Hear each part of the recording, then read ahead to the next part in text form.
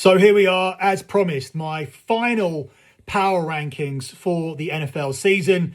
That is because after this week, we won't even have 10 teams left to power rank. We'll be down to the final 8.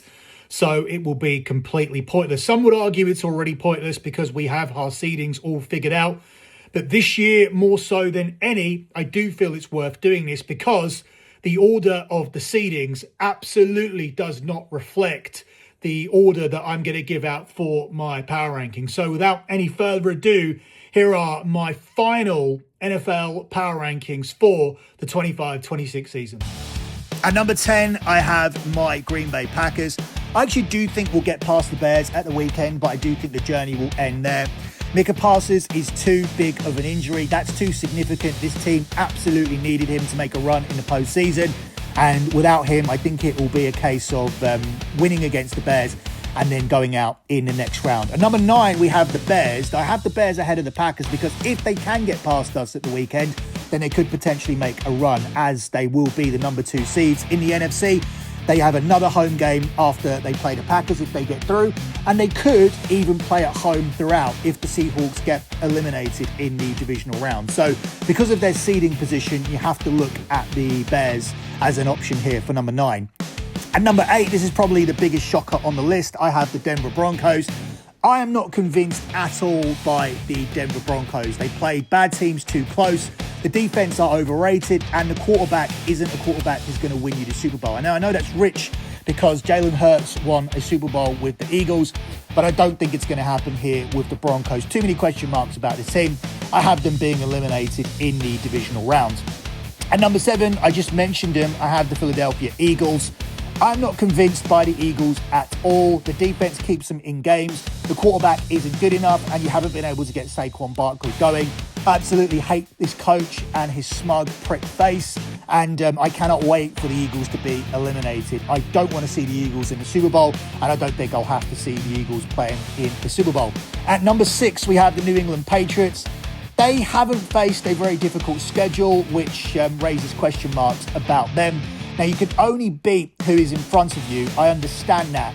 But I do think they are not battle-tested and they will fall short here. I don't think it's their year, but they definitely are a team for me in the future. At number 5, we have the Jags. If you told me when I was watching the Jags in London that they would be the number 3 seeds and would be a viable threat in the AFC, I would have thought you were crazy, but that is where we are at. This team are a very dangerous team. They are a viable threat in the AFC. I just think they have a very, very tough first-round matchup against a massively motivated Josh Allen. It is more about the Bills than it is about the Jags. And the question I ask myself for the Buffalo Bills and Josh Allen, if not now, when are you ever going to get the Super Bowl? Which brings me straight to them. It brings me to the number 4 selection on this list, the Buffalo Bills. And I ask the same question. If not now, when? I understand you're playing everything on the road, but your boogeyman is not here. Patrick Mahomes is not here. Even Joe Burrow isn't here. He's knocked you out before. There is no excuse now.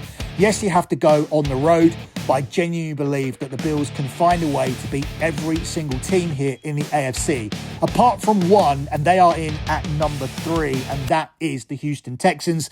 I was tempted to put the Texans in at number 2, but the fact they've conceded 87 points across their last 4 games has been concerning to me because they need that defense to be the number 1 team, the number 1 defense rather, in the NFL, in these playoffs, to have any chance of making it through to the Super Bowl, because the quarterback is another quarterback who's not good enough. This is a very poor list of postseason quarterbacks, and you are going to rely on this defense to be absolutely elite. But I do think that they can get it done, which is why I have them here at number 3. At number 4, you have the Seattle Seahawks.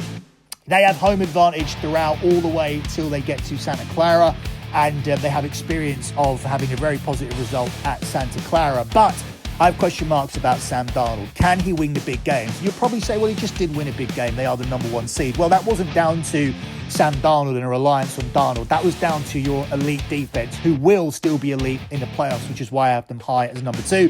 But I just feel they will fall short in a rematch against the team I have in the number 1 spot, which is the LA Rams. LA Rams are extremely unlucky to be in this position where they have to play all their games on the road. but I do think they ultimately can win in the conference championship against Seattle. They have a very cozy start, starting as 10-point favorites against the Panthers. That's the next best thing to actually having a bye. So for me, they are the number one power rank team, even though they are only the number 5 seeds in the NFC. I have them as number 1. I have them going to the Super Bowl. So good, so good. Love it, man. Oh, bring it up. Unbelievable. So my pick to win it all at this point is the LA Rams. They have one of the few elite quarterbacks in this postseason. They have a really, really good coach who has experience in winning a Super Bowl. They have running backs who can move the ball on the ground.